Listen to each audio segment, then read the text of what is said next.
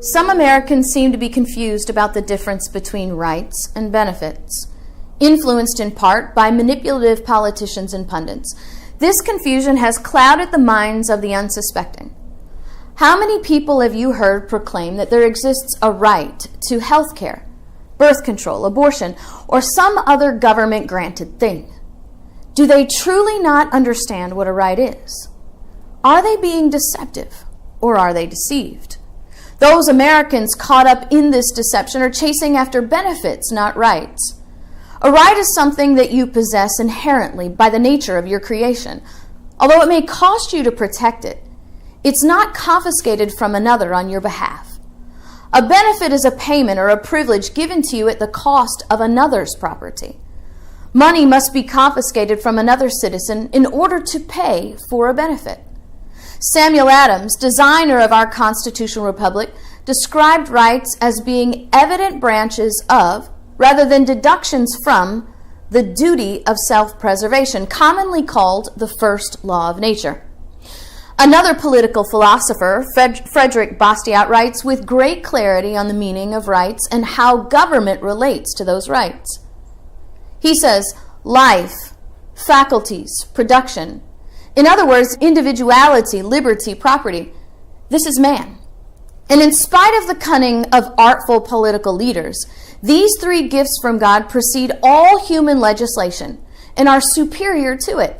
Life, liberty, and property do not exist because men have made laws. On the contrary, it was the fact that life, liberty, and property existed beforehand that caused men to make laws in the first place.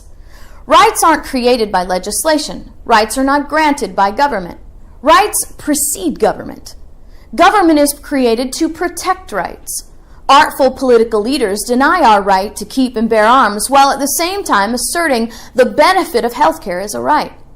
Yet not only does life, the production from that life, property, and the right of that production, which is liberty, exist prior to governmental organs, but the right to protect those things from forceful taking is inseparable from the rights themselves.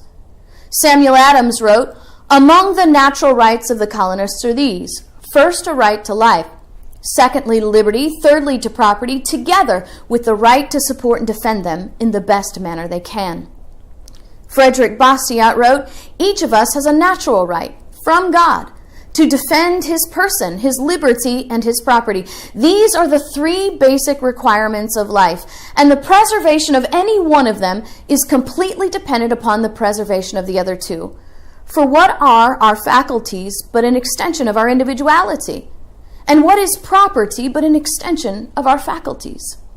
You see, if you must wait for government to protect your life, liberty, or property, and are not free to do that yourself, then those items do not belong to you. They belong solely to whomever you have relinquished that right of protection. For if those in government choose not to protect you, or are unable to protect you when you could otherwise protect yourself, then you are in essence a slave, a ward of the state.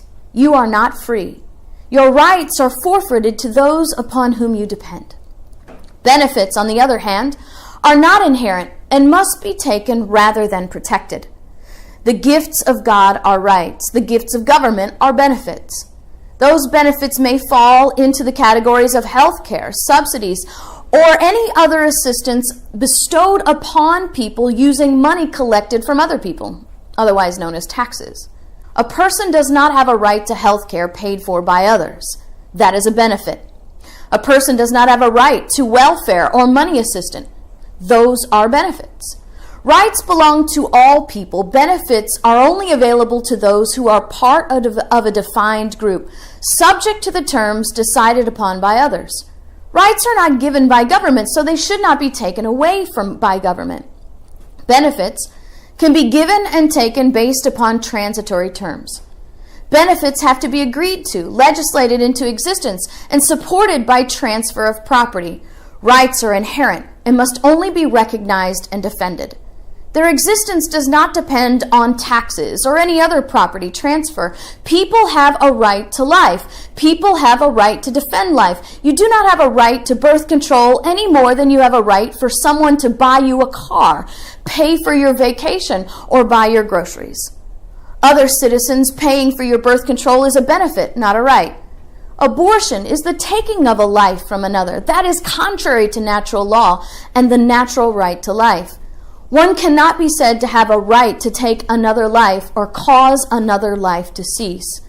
The first 10 amendments to the Constitution were incorporated to serve as reminders to the American people that the rights that belong to all people as a matter of natural law. These first 10 amendments do not contain clauses about health care, welfare, prosperity, because if they did, they would be called the Bill of Benefits instead of the Bill of Rights.